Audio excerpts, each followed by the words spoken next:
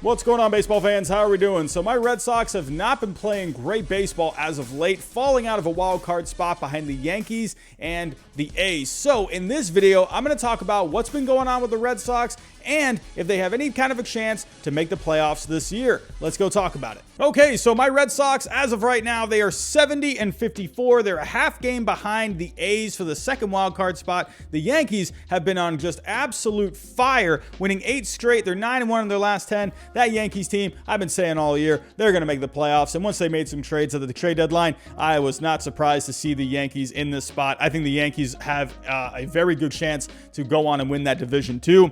No disrespect to Tampa Bay, but I think the Yankees are that good. But we're talking about the Red Sox here. So what is going on with the Red Sox lately? I mean, they are a little better as of late. Chris Sale pitched well against the Rangers last night. 5-5 in their last 10. They still have a plus 58 run differential on the year. But for the Red Sox, let's just go take a look here. On FanGraphs, as of right now, they still give the Red Sox the best chance of winning a wild card at a 58.9% chance. But let's take a look in the month of August. Let's see what's going on here. The Red Sox do rank 7th in offense in August. Granted, they had a couple of games there where they had some run outbursts, so that is a little inflated, so just keep that in mind. But one thing that I want to point out with the Red Sox, in the month of August, they have not ranked particularly well in some deeper things here. Runners in scoring position only ranked 14th. And if we take a look at how they've been doing clutch-wise in high-leverage situations, in the month of August, they rank dead last. So they have not done well in high-leverage situations. So the Red Sox, I mean, sure, they've been, piling on some runs here and there, but when it comes to winning some close ball games, the Red Sox have not been getting it done as of late. Let's talk about the starting pitching. I just mentioned, real quick, before I move on to the starting pitching, I want to point out one more thing. The Red Sox have not been a good defensive team this year. They have a negative 2.1 defensive runs above average, which ranks them 25th. So that defense, they're going to have to tighten up the ship. But moving on to the starting pitching, they have actually been pitching pretty well this month. They have a 3.72 FIP, so that is a good sign. I feel like for the most part, you've been getting some good starts here. Eduardo Rodriguez has been good this month. Chris Sale has been good in his 2 starts back.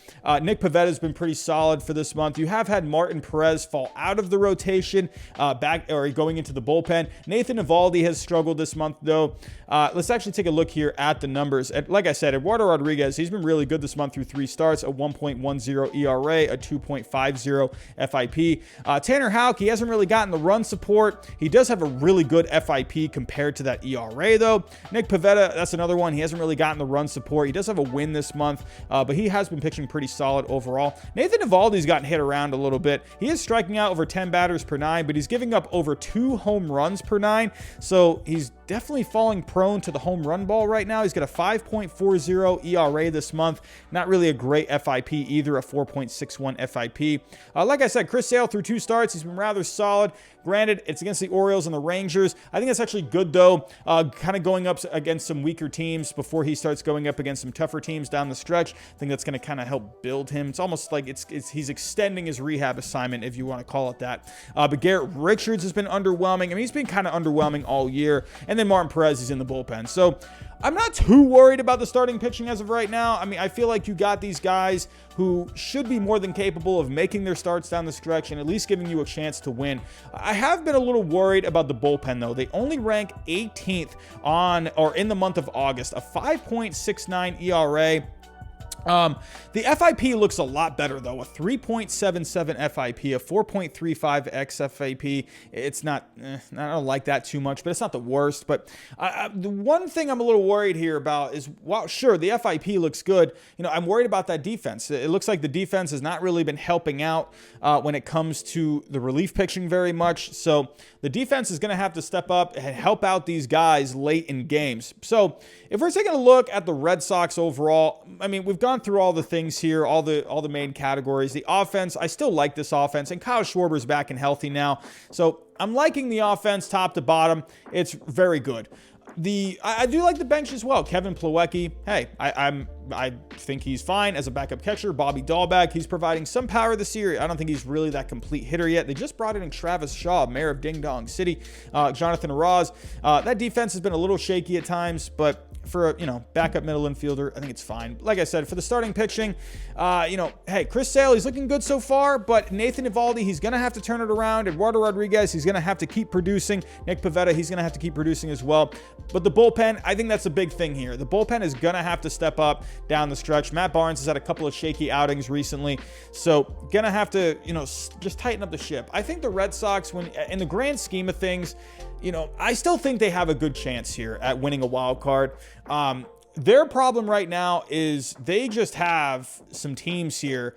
You got the Yankees, and basically, I mean, if the Yankees end up overtaking the division, then you got a strong Rays team as well.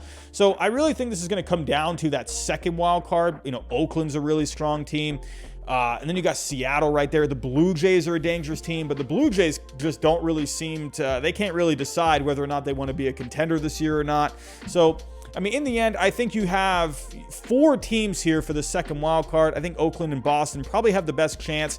Seattle has been playing well lately, but they just seem so up and down this year. They're 4 games back as of right now. I wonder if they're just fully there yet. Have to wait and see. But I think the Red Sox, promise you, I'm not trying to be biased here. I do just think overall, when you look at the team, I do like the A's as well. I think that's going to be really tough for that second wild card. I think it's going to come down the stretch.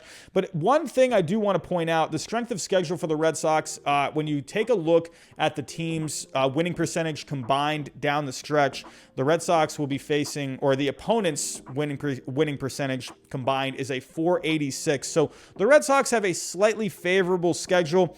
If you take a look at the A's, their schedule's a little tougher. Their opponents' combined winning percentage down the stretch is a .513. So something to keep in mind there. I mean, but the Red Sox, this isn't going to be a cakewalk. I mean, sure, it's an under .500 winning percentage for the strength of schedule.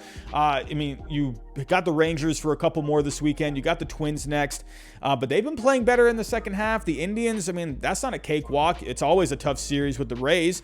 And then, Indians again, like I said, it's never a cakewalk against them. Then the Rays again. And then you got a tough series against the White Sox. And then you got this Mariners team. I mean, you never know if they're going to be hot or cold or what. But then you got one, series there against the Orioles. Who knows what's going to be going on with the Mets there. Whether or not they're going to have it turned around at that point. You got the Yankees for a few there at the end. The last series, they got the Orioles. So, hey, but the Orioles, they always tend to be a pesky team. I always think of that 2011 Red Sox team. Hey, game 162, that Orioles team wasn't very good that year, and they ended up losing it. So, but for the Red Sox, they do have some favorable series here. They definitely could win this, this second wild card spot. According to Fangraphs, they have the best chance of getting a wild card. We'll have to wait and see.